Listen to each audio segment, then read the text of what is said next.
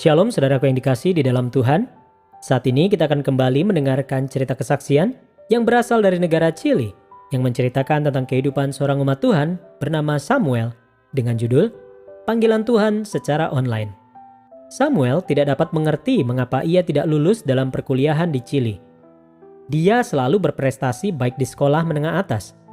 Namun pada semester pertamanya di universitas, ia tidak lulus dalam aljabar, kalkulus, fisika, dan kimia, mata kuliah yang harus ia lewati untuk menjadi insinyur listrik. Semester keduanya tidak berjalan lebih baik. Kemudian, saat ia sedang mempersiapkan diri untuk ujian akhir, ia menerima pesan yang aneh. Seorang kerabat menulis melalui unggahan media sosial. Samuel, belajarlah ilmu teologi. Unggahan media sosial tersebut merupakan ucapan selamat kepada para pendeta Advent selama bulan penghargaan bagi para pendeta. Samuel merasa pesan itu agak tiba-tiba. Kerabatnya itu bahkan tidak menyapanya atau menanyakan kabarnya. Ia menjawab, "Halo, apa kabar?" Kerabat itu membalas, Saya baik-baik saja. Belajarlah teologi. itu bukan pertama kalinya seseorang menyarankan Samuel untuk menjadi seorang pendeta. Ia menjawab dengan cara yang sama seperti yang dilakukannya. "Saya tidak perlu belajar teologi untuk mengunjungi anggota jemaat, berkhotbah, dan bekerja untuk gereja. Tulisnya. Namun jika Tuhan memanggil saya bersedia." Kerabat itu menjawab, Berdoalah. lalu Samuel setuju untuk berdoa dan dia pun melakukannya.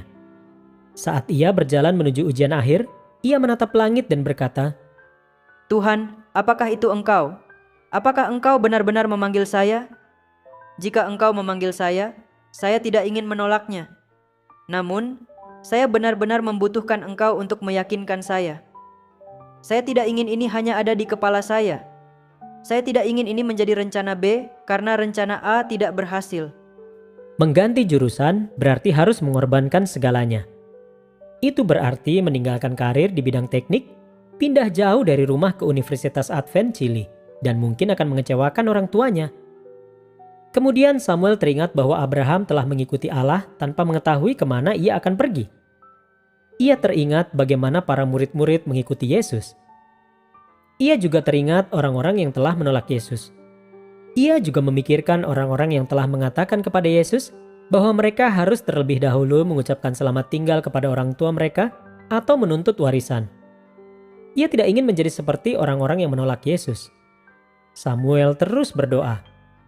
Pada pekan ketiga doanya, dia mendapatkan terobosan.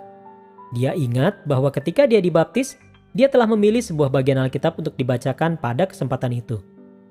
Entah mengapa, dia tidak memilih sebuah ayat yang biasanya dibacakan pada acara baptisan di Chili. Dia telah mempelajari kitab Matius pada saat itu dan telah memilih Matius 28 ayat 19-20 di mana Yesus berkata, "Karena itu pergilah, jadikanlah semua bangsa muridku dan baptislah mereka dalam nama Bapa dan Anak dan Roh Kudus. Dan ajarlah mereka melakukan segala sesuatu yang telah kuperintahkan kepadamu.